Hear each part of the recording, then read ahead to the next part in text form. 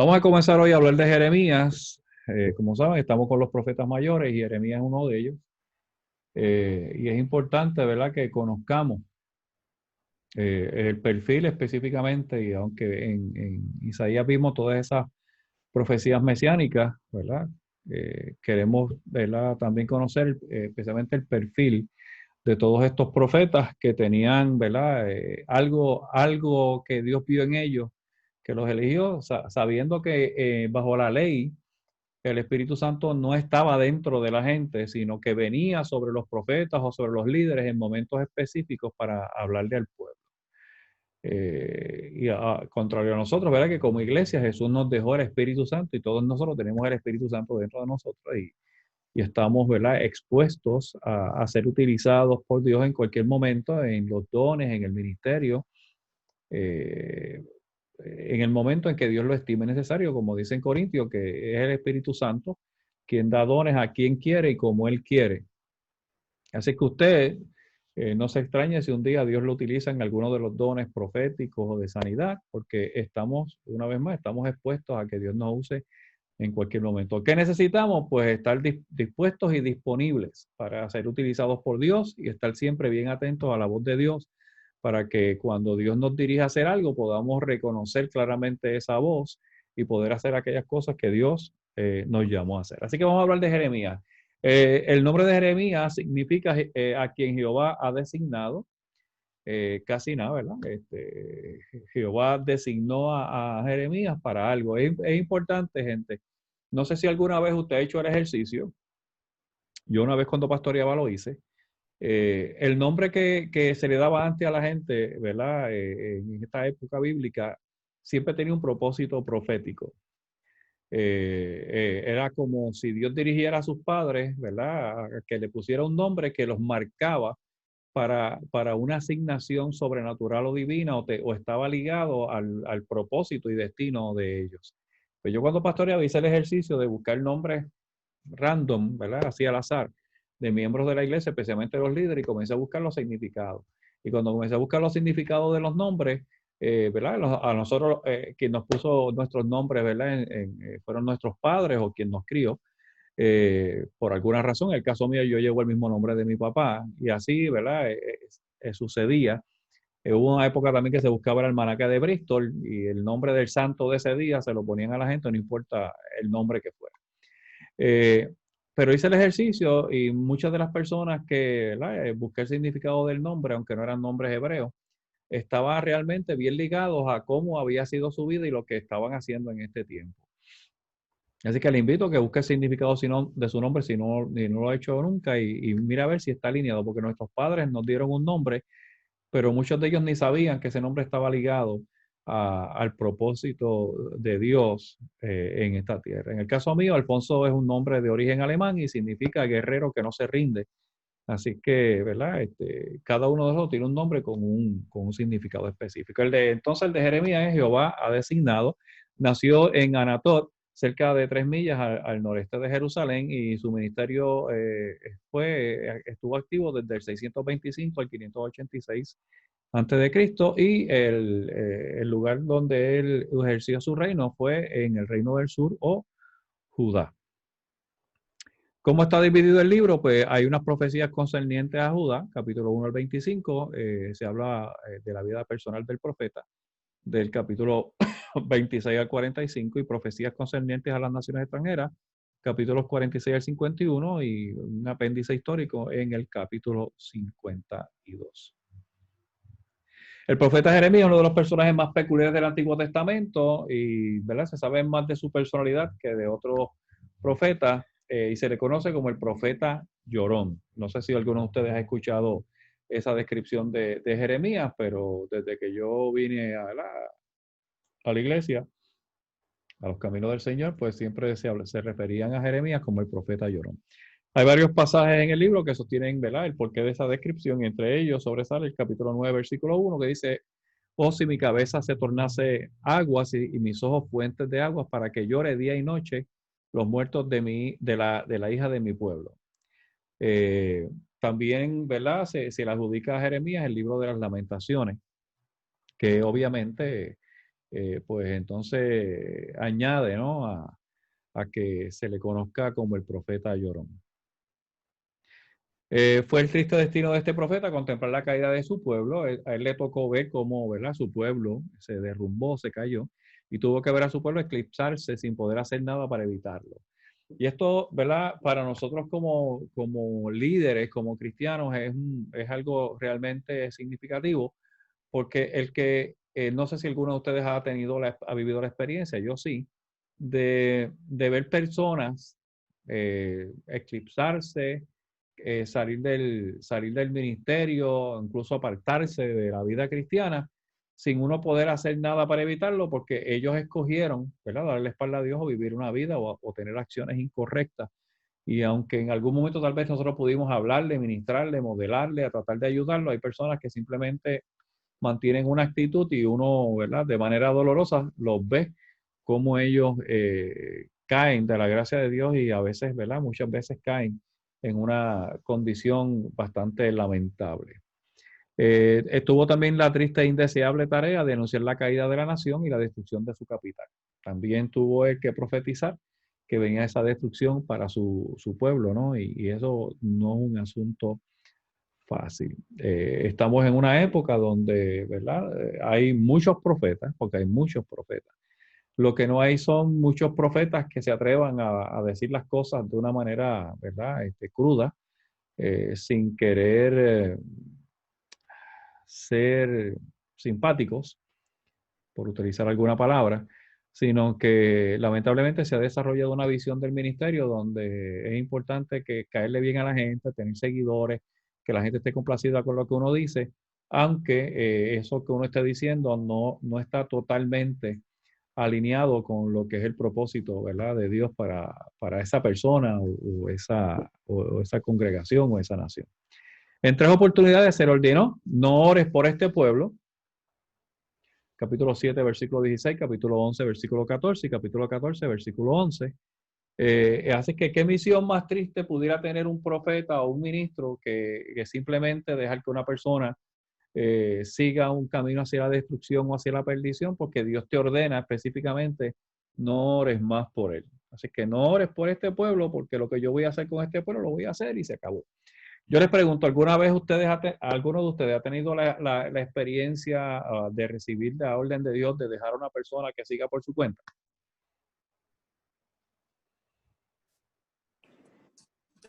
Vamos a ver. ¿Cómo es Que si alguno de ustedes ha tenido la experiencia dejar de una que hay una persona que persona usted está viendo que con... está, ¿verdad?, yéndose por el risco, y Dios le diga: ni ores ni hagas no ores por esa persona, no hagas nada por esa persona y déjalo.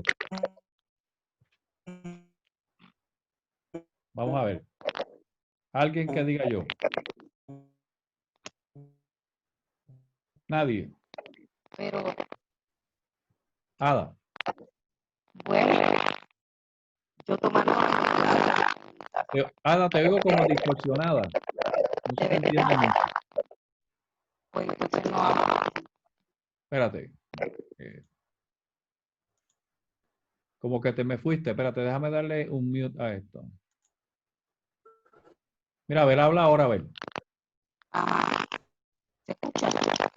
Te escucho, pero se escucha un ruido cuando tú hablas y ahorita no. Ahorita tú estabas hablando clarito. Pues, pues, y la pastora también se escucha. Deja que ella hable. Ajá.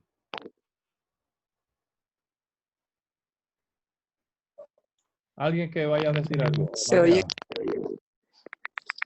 ay Dios mío, y yo es que tengo problemas con tumba, estoy sin liberty aquí en la casa.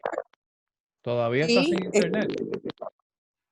sí, se viene el momento de varios, iban a venir y no vinieron. Porque entonces se me tumba de momento, ¿no? Ok, además de Ada, que no, lamentablemente como que no sé qué me pasó, no se está escuchando bien. Alguien que haya tenido la experiencia que te haya dicho: no ores más por esa persona y déjalo. No. Oh, sí, yo personalmente, yo he Ajá. tenido, ¿Has donde tenido? ya claro que sí, personalmente.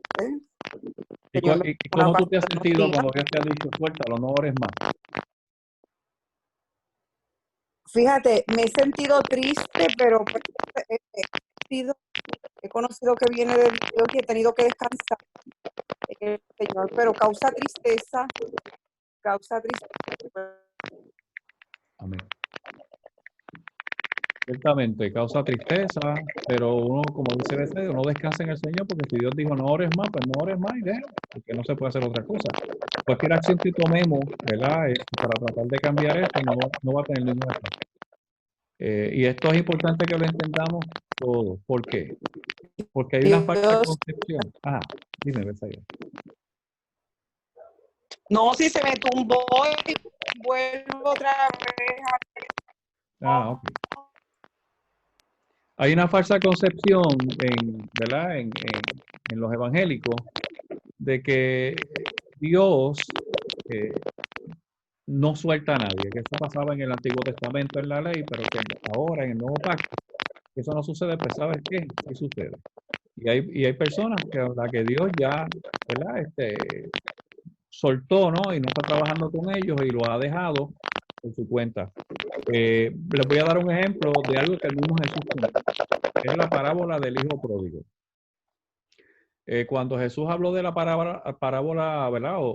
Del hijo pródigo, fíjese que el padre del hijo pródigo representaba a Dios Padre, ¿no? Y cuando el hijo dijo, dame mi herencia, recuerde que el hijo pródigo no era el mayor. El mayor se quedó en la casa, pero el hijo pródigo no era el mayor y decidió pedir su herencia e irse.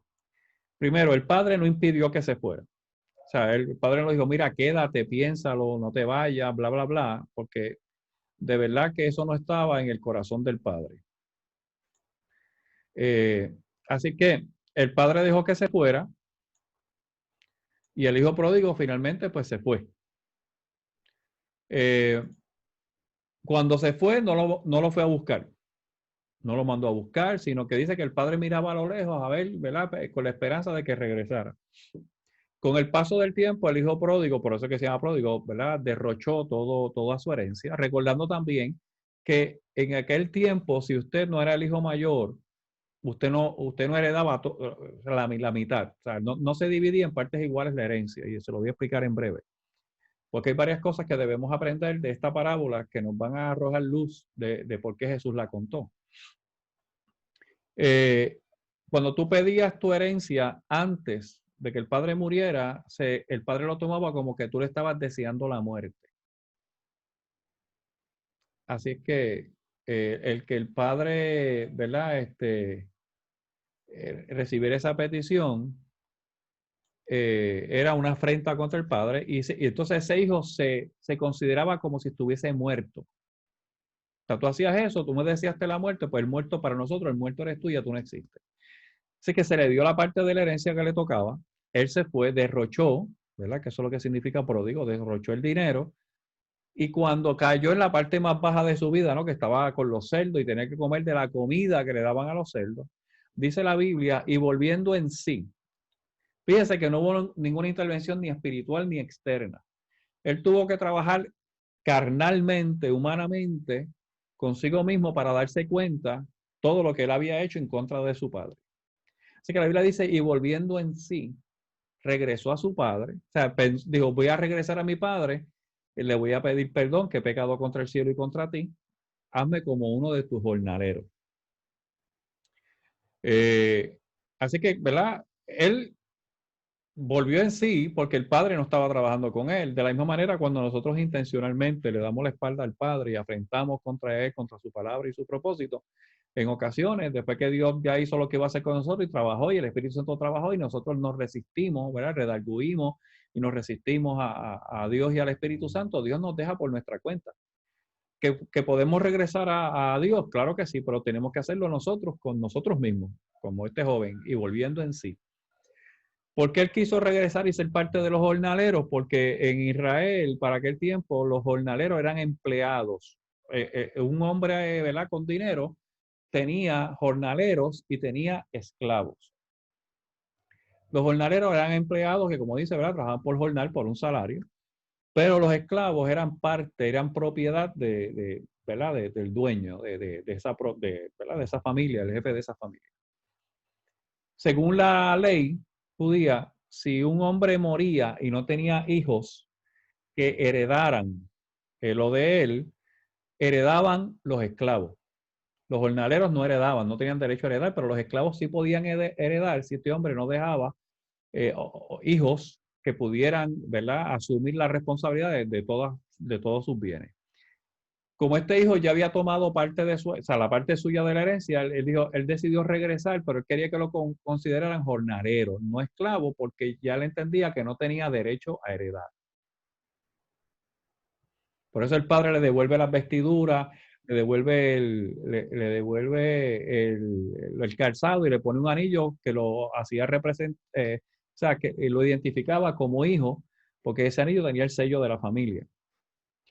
Como vemos aquí, hay momentos en que Dios deja de trabajar con alguien. O sea, cuando dice la Biblia que el que peca deliberadamente solamente le resta una expectación de juicio. Nosotros tenemos que cuidarnos mucho, porque aunque la Biblia dice que el que cree hasta el fin no mire que no caiga, ¿verdad? Todos estamos expuestos o vulnerables en ocasiones para caer, pero también la Biblia dice que Dios no nunca nos deja, que Dios permanece fiel aunque seamos infieles, pero cuando nosotros decidimos intencionalmente apartarnos de Él y pecar e irnos en contra de todo lo que Él es, todo lo que Él nos ha dicho y en contra de su palabra, puede llegar un momento en que Dios simplemente nos deje por nuestra cuenta, como decimos por ahí, estás por tu cuenta, y le diga a la gente que, ¿verdad?, que nos cubre, que nos guarda, que tiene una responsabilidad sobre nosotros. Mira, no hagas nada más con esta persona porque ya nada de lo que tú hagas va a servir, ¿verdad? Valga la redundancia, de nada. Así que es importante, como dije, para nosotros que entendamos esto, porque nosotros debemos procurar siempre vivir una vida que agrada a Dios. No es que seamos perfectos,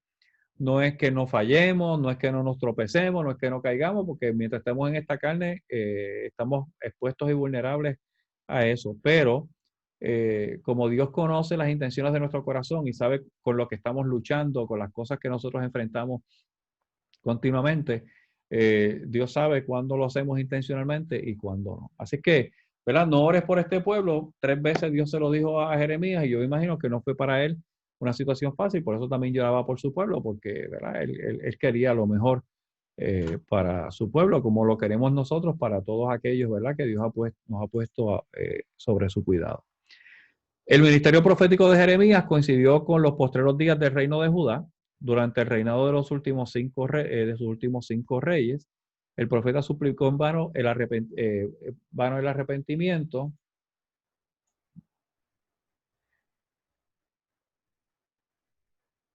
¿Está por ahí, Luis? Es que no veo aquí en el déjeme ver. Es que no, ahora no me avisó. Ok, déjame dejar el waiting room aquí abierto, porque no me había avisado todavía. ¿Verdad? Dice, el profeta suplicó en vano el arrepentimiento que solamente podía salvar a la nación y evitar su caída. Como dije, Dios le dijo, no ores más por esta gente, déjame a mí que yo voy a trabajar con ellos. Ante sus ojos llorosos, Jerusalén fue destruida y Judá fue llevada al cautiverio. Volvemos a ver cómo Israel una y otra vez, ¿verdad?, es llevada al cautiverio a causa de su pecado. Esto también nos debe dar un claro mensaje a nosotros, que cada vez que nosotros pecamos intencionalmente y le damos la espalda a Dios, el favor de Dios no está sobre nosotros y estamos, ¿verdad?, totalmente vulnerables a todo lo que el enemigo quiera planificar contra nosotros, destrucción, enfermedad, etcétera, etcétera, etcétera. Aunque Jeremías fue un profeta inspirado del Espíritu, fue también intensamente humano y las frecuentes notas autobiográficas de su libro revelan una personalidad muy sensitiva a las actitudes de aquellos que le rodeaban. Esta no fue señal de un carácter débil, porque lo mismo notamos en las epístolas de Pablo. Por el contrario, indican que él estaba despierto y alerta. También importante que nosotros nos afecte, ¿verdad?, que nos cause alguna tristeza y carga, como decía Betsy ahorita, uno se pone triste, uno tiene cierta carga, porque uno ve como alguna gente insiste en autodestruirse, ¿no? Teniendo un gran propósito de Dios en su vida y gente que son persistentes en la autodestrucción. Eso no nos hace débiles, sino nos hace muy sensitivos al Espíritu de Dios y muy sensitivos, obviamente, al amor que Dios tiene por todos nosotros. Jeremías fue el profeta más perseguido, vez tras vez. Leemos que era castigado o puesto en prisión, sacerdotes y profetas, los príncipes y el pueblo, todos se volvieron en su contra. Quizás en ocasiones le haya parecido a él que se trataba de Jeremías contra todo el mundo, solo Dios estuvo con él. Otro aspecto importante, cuando usted entra al liderazgo cristiano, ¿verdad? Si alguien entra al liderazgo cristiano o al ministerio, esperando que eso le va a dar una oportunidad de ser querido por todo el mundo, de ser aceptado por todo el mundo, pues le tengo una mala noticia. El que entre al ministerio o al liderazgo de la iglesia esperando recibir reconocimiento y aplauso va a chocar contra una pared muy dura y le va a hacer que la frente se le rompa y algunos dientes. Porque la realidad es que cuando usted entra al ministerio y usted entra al liderazgo, mientras más alineado usted esté con el propósito de la palabra de Dios, menos gente va a querer estar con usted. Menos simpático usted va a ser. Hay un refrán que yo me aprendí hace muchos años y que lo uso mucho, que dice que es mejor caer en gracia que ser gracioso. Y cuando usted procura tener la gracia de Dios y el favor de Dios con usted se va a encontrar en muchas ocasiones como se encontró Jeremías, que aún los otros sacerdotes y profetas, líderes y parte del pueblo se iban en su contra porque él hablaba la verdad, ¿no? y actuaba con integridad. Recuerde que la gente que no practica la integridad va a estar siempre en contra de aquellos que lo practican, como también otro refrán de los que yo utilizo bastante a menudo, que dice que el que está en venta piensa que todo el mundo tiene un precio. Así que el que practica el pecado piensa que todo el mundo es pecador. Cuando usted escucha a otro cristiano, otro líder o ministro decir, pero todos pecan y todo el mundo es imperfecto e insisten en eso, ojo. Porque si bien es cierto que todos estamos expuestos a pecar, no quiere decir que todos estamos pecando todo el tiempo. Así que cuando una persona insiste en decirle a usted, pero todos pecamos, y yo, bueno, pecarás tú.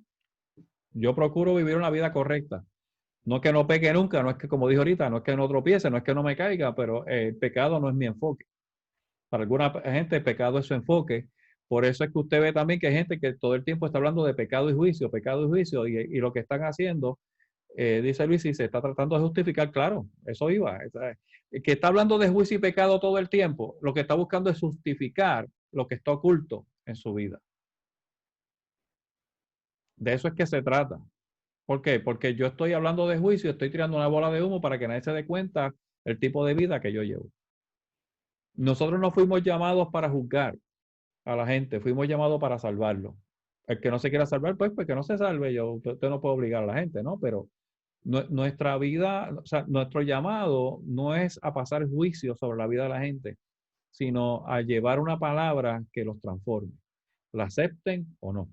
Así que cuando usted se dé cuenta que de repente usted tenía mucha gente que eran panas suyos, amigos y todas esas cosas, y usted le era simpático a mucha gente, y de repente usted decidió vivir la vida que Dios quiere que usted viva, y usted entró al liderazgo, entró al ministerio, y algunas de esas gente desaparecen de su vida, pues ese es el problema, que ellos no están dispuestos a caminar como usted camina, ni a hacer las cosas como usted las hace.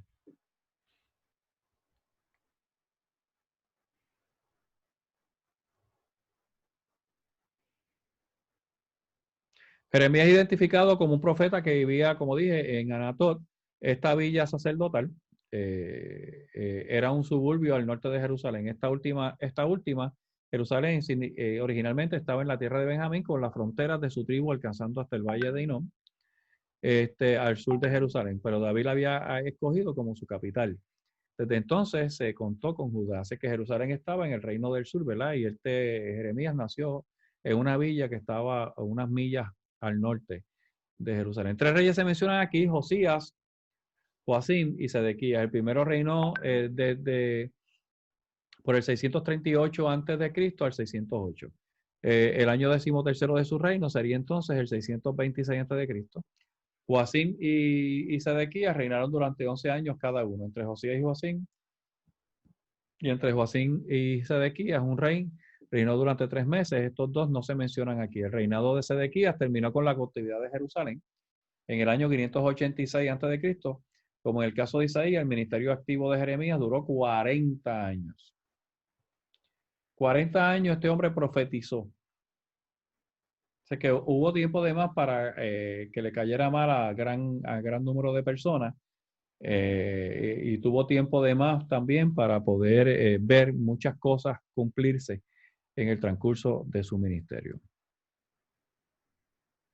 A Jeremías se le notificó que había sido santificado o apartado antes de su nacimiento y ordenado por profeta a la gente.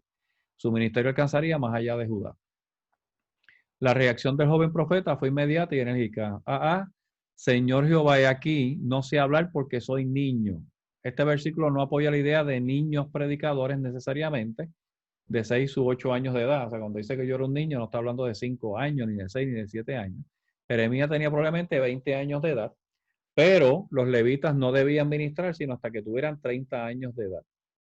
Y Jeremías sabía que no había alcanzado la edad normal para su ministerio público y todavía era un niño, ¿verdad? Un demasiado joven o inmaduro, sería la palabra correcta, para poder ministrar. Recuerde que para usted poder, como dice aquí, ministrar como, ¿verdad? En el servicio del levita, tiene que tener 30 años o más.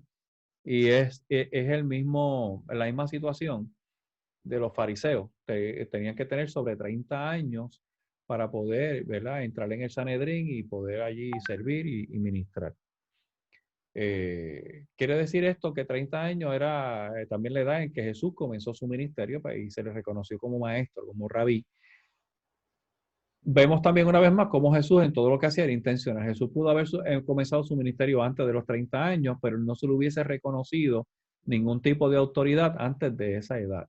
¿De qué nos habla esto? Nos habla simplemente de madurez. Si usted quiere ejercer un ministerio correcto, un ministerio efectivo, usted tiene que desarrollar madurez. Todos los hombres en Israel estudiaban la Torá, la palabra, la que hoy conocemos como la Biblia, desde que nacían hasta los 30 años de edad. Oye, usted tiene que estudiar la Biblia 30 años antes de poder ministrar. O sea que Jesús se preparó 30 años para ministrar 3. Hoy tenemos a la mayoría que quieren prepararse 3 para ministrar 30. Bueno, suerte con eso. Tenemos que tener claro que el plan de Dios siempre ha sido que usted y yo nos preparemos bien. Esto no es cuestión de que Dios dijo, mira, te llamé y te aparté para el ministerio y usted salió corriendo a ejercerlo, como yo he visto mucha gente que han fracasado. Te llamé a las misiones y 3 o 4 meses después te han montado un avión yéndose para sitios lejos a levantar, ¿verdad? Y hacer misiones y regresan derrotados. ¿Por qué? Porque no se prepararon. Usted tiene que prepararse para poder ejercer el ministerio con efectividad. No estoy hablando de título, estoy hablando de preparación. Fíjese que Pablo era fariseo de fariseos, como él mismo se identifica, pero cuando él tuvo el encuentro con Jesús, Pablo se fue a estudiar todo lo que Jesús había hecho, todas las enseñanzas de Jesús. Y después viene y regresa y va a la iglesia de Antioquía y ahí sigue preparándose con los discípulos de Jesús y con los apóstoles hasta que el Espíritu Santo le dice a los que estaban allí, que dice que los que preparaban eran profetas y maestros, no eran apóstoles. Dice, estando allí profetas y maestros en ayuno y oración, el Espíritu Santo habló y dijo, apartadme a Bernabé y a Saulo para la obra, para lo que yo los he llamado. Pablo no salió después que tuvo el encuentro con Jesús y quedó ciego y oraron, se le quedaron las escamas de los ojos, salió corriendo a ministrar. Pablo se preparó. Así que todo esto que están haciendo ustedes, que llevamos más de un año estudiando distintas áreas de liderazgo, la palabra, es importante. Yo llevo muchos años estudiando, yo me preparé. Yo estudié en el Colegio del Caribe de las Asambleas de Dios, cuando estaba, ¿verdad? Nuevo en la iglesia, más todas las capacitaciones que daba el concilio al que yo pertenecía. Y yo procuré prepararme antes de poder hacer muchas cosas que, ¿verdad? Con el transcurso de los años yo he hecho. Hay gente que piensa que uno, pues, recibió el llamado, como todo es místico para alguna gente, ¿verdad? Hay un misticismo en esto. Pasamos por alto los requisitos de Dios. Así que la gente piensa, tiene un llamado, él ora, Dios le revela y él habla. La revelación es importante, pero ninguna revelación va a ser efectiva en la vida de nadie si no hay preparación, porque usted nunca va a poder entender el corazón de Dios si usted no se prepara. ¿Cómo Dios le va a hablar a usted y usted va a entender el corazón de Dios a través de esa palabra que usted recibe directa de Dios por un profeta o como sea, si usted no conoce la Biblia, si usted no ha estudiado la palabra. Jesús estudió la palabra durante 30 años, por eso es que si usted ve los evangelios, cuando Jesús estaba iniciando su ministerio, Jesús tomó el rollo de Isaías y dijo, el Espíritu de Dios está sobre mí, me ungió Dios, ¿verdad? Y lee esa parte y le dice a los fariseos y a los que estaban allí en la sinagoga, dijo, hoy ante ustedes se ha cumplido esta palabra. Jesús conocía la palabra, la había estudiado. Imagínese Jesús, hijo de Dios, creciendo en un hogar de seres humanos como usted y como yo, no estudiar la palabra, Jesús nunca hubiese entendido su propósito. ¿Qué le dio seguridad a Jesús para poder llevar a cabo este ministerio? El conocimiento que tenía de la palabra, y a través del conocimiento de esa palabra, él conoció a su Padre que estaba en el cielo. Conoció el corazón, la intención de Dios. Por eso Jesús tenía un carácter bien particular, ¿verdad? Todos nosotros queremos imitar a Jesús y pronto ya comencé a trabajar con un libro que se llama El éxito no es un accidente y está basado en los hábitos y carácter de Jesús para él alcanzar el éxito. Y nosotros queremos imitar a Jesús y lo leemos, ¿no? Hasta que lleguemos a la estatura del varón perfecto, todas esas cosas, pero realmente nosotros, de verdad, como dicen los venezolanos, verdad, nosotros queremos actuar como Jesús. Vamos a ver, si yo preguntara cuántos de los que están aquí quieren actuar como Jesús, ¿alguien me dice amén?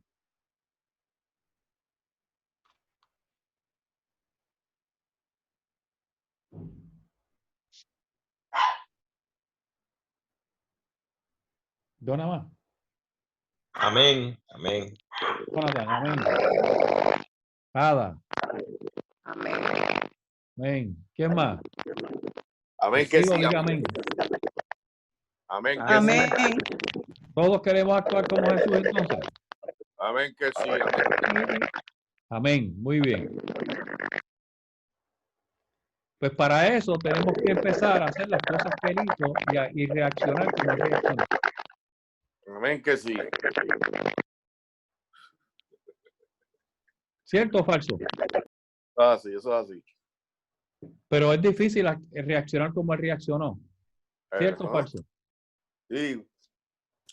Primero porque yo soy boricua, no es fácil. Antes que espiritual soy boricua. A nosotros se nos hace más difícil porque tenemos el ahí bendito al frente siempre, ¿verdad? Ajá. Pero cuando usted estudia el carácter de Jesús, usted se da cuenta que Jesús, que había estudiado esa palabra por 30 años, tenía claro cuál era el propósito del Padre para con él y se mantuvo alineado con esa palabra. ¿Verdad? En un momento dado los fariseos le dijeron, nosotros somos hijos de nuestro padre Abraham. ¿Alguien sabe lo que Jesús le contestó? Vamos a ver, ¿alguien ha leído esa parte? ¿Y sabe lo que Jesús le contestó?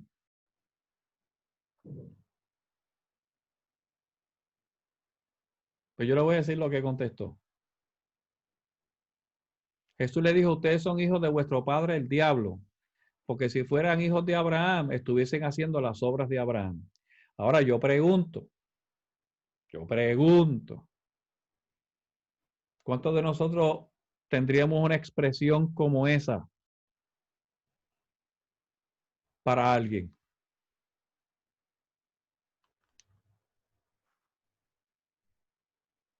¿Alguien se atrevería?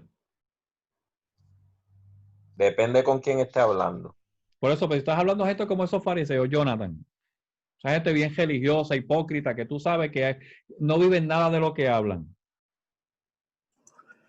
Entre familia me puedo decirle a 2 o 3 así, pero ¿Y tú, entre Jonathan? familia. Usted sabe que yo, aunque lo pensaría 2 veces, tampoco me aguantaría si tengo que hacer. Muy bien. ¿Alguien más? Mayrin dice, yo creo que no me atrevería. ¿Alguien que diga yo que se atrevería o no?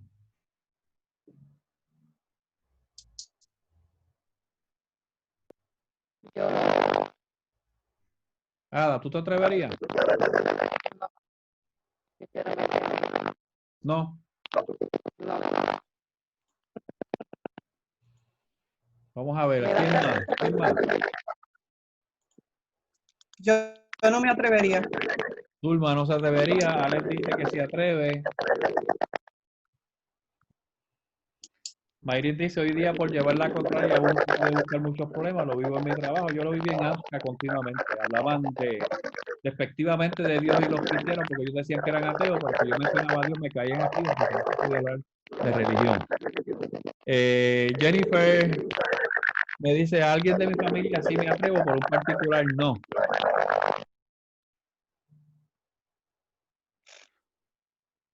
¿Alguien más quiere decir algo? Bueno, yo ni siquiera voy a contestar esa pregunta que yo hice porque ustedes me conocen, ¿verdad? Así que ustedes saben cuál va a ser mi respuesta. Pero fíjese cómo Jesús reaccionaba ante ciertas circunstancias. Fíjese que Jesús no le dijo hijo del diablo a todo el mundo. Él reaccionó así con los fariseos, porque Jesús dice, ¿verdad? Continuamente usted lee los evangelios y que él conocía el corazón y lo que cavilaban en sus corazones, ¿verdad? Lo que pensaban, lo que estaban maquinando, Jesús lo sabía.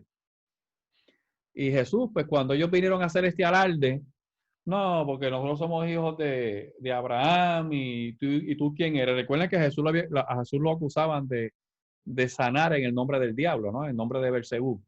Y Jesús, pues dijo, para empezar, usted, ¿sabes qué? Ustedes no son hijos de Abraham nato, son hijos el padre de ustedes es el diablo, porque ustedes las obras que hacen son las del diablo. Y le estoy diciendo esto porque hace falta madurez para asumir ciertas posiciones en momentos específicos. Y como muy bien dijo Jonathan, esto no, ¿verdad? Esto no es que usted va a andar por ahí diciéndole esto a todo el mundo, pero hay personas que en algún momento tal vez usted va a tener que decírselo. Yo hace muchos años en la Telefónica, cuando todavía se podía fumar dentro de los edificios, trabajaba en teléfonos públicos, en el área de contar las monedas de los teléfonos públicos, en mis inicios en la Telefónica, y tenía un compañero que fumaba y era apartado. Así que estamos en la en la tarde, ¿no? Cuadrando, porque unas hojas de control y unas bolsas de dinero que se llenaban de menudo. Y estábamos cuadrando, él lo suyo y yo lo mío, cada uno tenía una máquina de contar monedas, y él empezó a fumar. Y fumaba y me tiraba el humo en la cara y se echaba a reír, porque para él eso era una broma, para mí no. Yo fumé muchos años y cuando vine a Cristo dejé de fumar y hace que el humo de cigarrillo me molesta como usted no tiene idea. Y yo muchas veces le dije, mira, deja de fumar, chico, no fumes aquí, me estás tirando el humo a la cara, no me gusta, me hace daño. Y el tipo, pero tomó broma.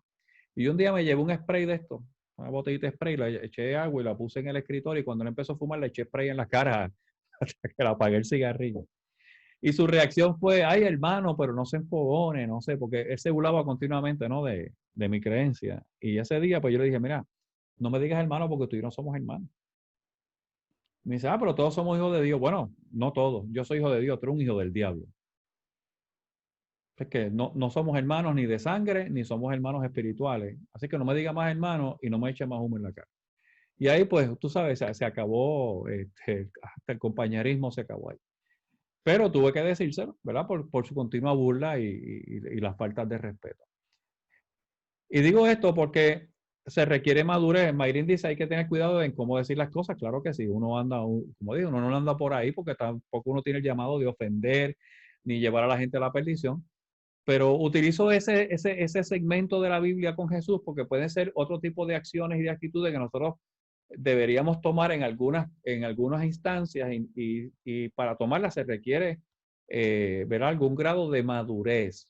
Cuando tenemos que escoger entre la gente y nuestro servicio a Dios, tengo que decir con mucha tristeza que muchos evangélicos escogen a la gente, ¿no? El ser simpático, el caerle bien a la gente, le temen al rechazo y por eso se acomodan, ¿verdad? A la gente y se desalinean de la palabra de Dios y eso pues siempre es peligroso, pero se requiere madurez para desarrollar el grado de integridad que usted necesita para mantenerse apegado al propósito y la palabra de Dios y usted no andar buscando seguidores ni la simpatía de la gente.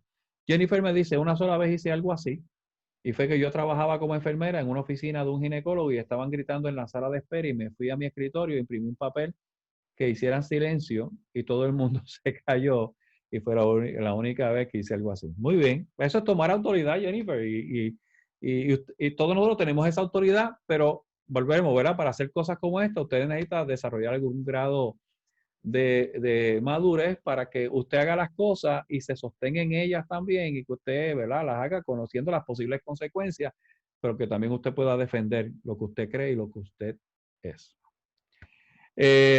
Así que, ¿verdad? Cuando Jeremías dice yo soy un niño, se refería a que era inmaduro de acuerdo a las leyes para que, ¿verdad?, que él no podía ministrar todavía según las leyes a esa edad. El ministerio de Jeremías era para arrancar y para destruir y para arruinar y para derribar y para edificar y para plantar. Versículo 10. Y el terreno debe ser limpiado antes de una nueva estructura se levante. Todavía es así en la predicación evangelística. Recuerden que Dios no es un Dios de segundas oportunidades, Dios es un Dios de nuevos comienzos. Así que cuando usted y yo caemos o fallamos o nos pasa algo, ¿verdad?, que perdemos el favor de Dios, cuando regresamos con todo nuevo. Dios nunca nos hace regresar al lugar donde caímos, sino Dios hace todo nuevo. Y era necesario que con la profecía de Jeremías se destruyera, se arrancara, se arruinara, se derribara para poder edificar algo sólido dentro del pueblo. Muchas veces Dios va a hacer cosas radicales en nuestra vida para poder llevar a cabo su propósito en nosotros. No sé, yo he tenido momentos en mi vida que lo he perdido prácticamente todo.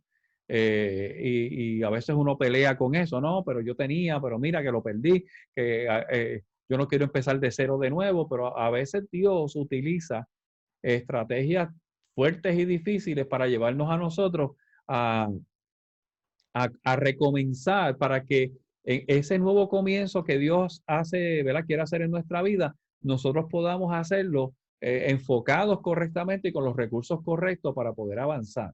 Me dice Generoso, había una vez un individuo llamado Jeñito Rodríguez. Claro, yo conocí a Jeñito personalmente. Hizo una campaña en Cataño, en Amelia, y yo fui uno de los coordinadores de la campaña. Y yo no sé si alguno de ustedes lo conoció personalmente, pero Jeñito, cuando no tenía el micrófono al frente, era el viejito más dulce que usted pudiera conocer. Cuando digo dulce, gente, un señor súper amoroso y súper dulce. Él cogía el micrófono y se transformaba y mandaba a medio mundo para el infierno. Pero en la parte privada era una chulería de persona, muy amorosa. Él era de que él besaba a hombres, mujeres. O sea, él de verdad que mi experiencia a nivel personal con él fue otra cosa. ¿Verdad? Dios va, como dije, Dios va a hacer a veces cosas radicales en nuestra vida o en la vida de otras personas para poder edificar algo más sólido y que nosotros podamos entender de una manera más clara cuál es la dirección que Dios está señalando para nosotros. A veces nosotros, ¿verdad? Dios nos señala por un lado y nosotros construimos nuestro propio camino. Y si bien es cierto, ¿verdad?, que como dice el poema de Invictus, yo soy el capitán de mi alma, ¿no? Y el capitán el piloto de mi vida. Eso, ¿verdad? Yo también lo entiendo así, es que Dios nos entrega a nosotros una dirección específica, un propósito y un destino profético. Nos toca a nosotros administrarlo, utilizarlo bien y caminar siempre en la ruta correcta. Dios, a todos los que estamos aquí, Dios nos ha entregado una palabra que nos va a llevar al destino profético, al propósito eterno de Dios. Y nosotros tenemos la responsabilidad de administrar esa palabra, de administrar esa dirección, de administrar esa visión. Si lo usamos incorrectamente, vamos a estar, ¿verdad?, dando bandazos por la vida y cambiando la ruta continuamente. Y hay momentos en que Dios pues no tiene que hacer cosas radicales para que nosotros volvamos otra vez, ¿verdad?, a reenfocarnos. Isaías tuvo una visión, ¿verdad? Dos visiones que fueron muy significativas. Una vara de almendro, que esta simbolizaba el hecho de que Dios iba a castigar a su pueblo pronto. El árbol de almendro es el primero que despierta en la primavera, así Jehová como uno que despierta levantándose para juzgar. Una olla hirviendo, esta visión significa que el juicio podría venir desde el norte o vendría desde el norte, puesto que los invasores provenientes desde el área mesopotámica venían por la creciente fértil, prácticamente arribaban a Palestina por el norte, así que todo esto podía aplicarse a Babilonia. Tuvo aquí, ¿verdad?, dos profecías que le indicaban a Israel que venía un juicio y que ese juicio era provocado por Dios para el pueblo a causa de su rebelión y de su pecado. Volvemos. El corazón y el carácter de Dios, gente, no ha cambiado. Para nada. Dios todavía tiene la intención de hacernos pagar por nuestro pecado. En la gracia tenemos la intercesión de Jesús. Y si muchas veces usted y yo hemos fallado y no hemos caído muertos, y no hemos estado en una situación peor de la que pudiéramos, ¿verdad? Haber pasado, es porque Jesús ha estado ahí intercediendo por nosotros. En aquel tiempo no había un intercesor allá arriba, sino que el intercesor era el sacerdote acá abajo. Y cuando Dios decía basta ya, era basta ya. Cuando Dios decía viene el castigo, viene el castigo. Cuando Dios decía no ores más por esa gente, porque yo lo que yo voy a hacer con ellos, tú no lo vas a poder evitar, pues eso era lo que Dios sigue, oiga, el Padre sigue teniendo ese mismo carácter. Por eso es importante que usted y yo nos enfoquemos en vivir una vida correcta y no andar por ahí en dos aguas, pecando un día y otro no, haciendo cosas a lo oculto, porque aunque podamos engañar a toda la gente que está a nuestro alrededor, a Dios no podemos engañarlo. La Biblia dice, Dios no puede ser burlado. No os engañéis, Dios no puede ser burlado porque todo lo que el hombre sembrare, eso mismo segará. ¿Cómo podemos nosotros saber entonces cómo está la vida y la relación de una persona con Dios? Mire lo que dijo Jesús, por sus frutos los conoceréis. Mire el tipo de vida que vive, mire las circunstancias por las que continuamente está pasando. Hay gente que vive en una calamidad eterna y claro, la culpa siempre es del diablo, el diablo no me suelta. Yo tengo que decir que el diablo me soltó a mí hace casi 36 años. No quiere decir que no ande acechando, no quiere decir que empuje, que quiera poner tentaciones y esas cosas, pero Él me soltó a mí el día que yo acepté a Cristo y decidí caminar correctamente mi vida. A Jeremías se le advirtió que su predicación enfrentaría con ruda oposición, pero Dios estaría con él y el profeta debería tener el valor para enfrentarse a la gente. Si Dios es por nosotros, ¿quién contra nosotros? Si usted está seguro que tiene el favor de Dios, no tenga miedo de hacer la voluntad de Dios y enfrentarse a la gente que quiere oponerse a la voluntad de Dios y a su ministerio, a su liderazgo y a la obra que Dios está haciendo en su vida o la obra que Dios está haciendo a través de su vida. Si usted teme perder relaciones, si usted teme perder amigos, pues usted no está preparado para el ministerio. Cuando entramos al ministerio, gente, hay una pérdida, y oiga lo que le voy a decir, hay una pérdida constante de relaciones. Y mientras más cerca usted está de Dios, más solo está. Esa es la realidad de la vida ministerial. Si no, pregúntale a los pastores, a Jonathan, a Betsaida, y pregúntale a otros pastores, pregúntale cuántos amigos tienen. Y le van a decir que o no tengo o tengo muy pocos. Porque mientras más usted está cerca de Dios, mientras más usted está cumpliendo con la voluntad de Dios, más solo está. Si no, pregúntale a Jesús o léalo en los evangelios, que Jesús lo seguía multitudes hasta que llegó el momento del cumplimiento de la voluntad del Padre. Cuando lo arrestaron, miren a ver cuántos habían con él. Ninguno. Porque hasta los más cercanos se fueron corriendo. Mientras más cerca usted está de Dios, más oposición. Mientras más cerca usted está de Dios, más solo. Juan el Bautista tenía un ministerio solitario. Nadie lo quería porque Juan enfrentaba a la gente con el pecado y con la palabra que Dios le había dado. Y Jesús dijo que no, ni había habido ni iba a haber un profeta más grande que Juan el Bautista. Ahora, pregunto yo antes de irnos, que nos quedan pocos minutos. ¿Es fácil ejercer el ministerio?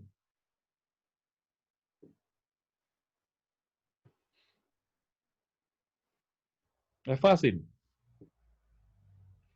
Jennifer me dice que no. Mayrín, no. Generoso, no. Luis, no. No, Zulmita, no. Paula, para nada.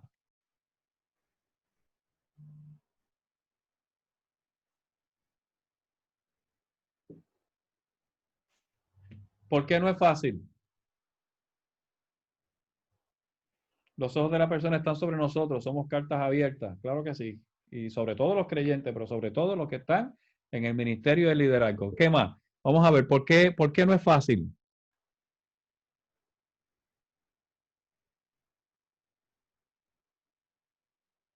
Compromiso, esfuerzo, trabajo, amor y sacrificio. Yes. Casina.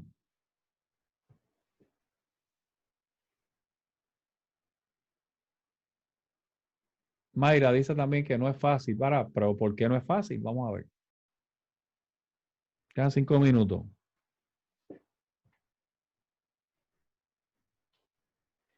Oposición y mucha. La gente quiere hacer lo que le da la gana y no alinearse con la voluntad de Dios, dice Mayrín. Muy cierto. Y más esta generación de changuitos que viven ofendidos. Vamos a ver, ¿por qué no es fácil?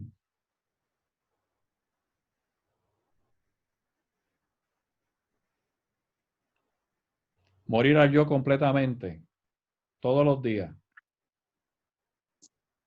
Requiere dejar de ser tú para que sea la voluntad de Dios y no lo que nosotros sentimos, dice Paula. Muy cierto. Ujú. Y cuando hablamos entonces de morir al yo, morir uno mismo, ¿qué consecuencias puede traer eso?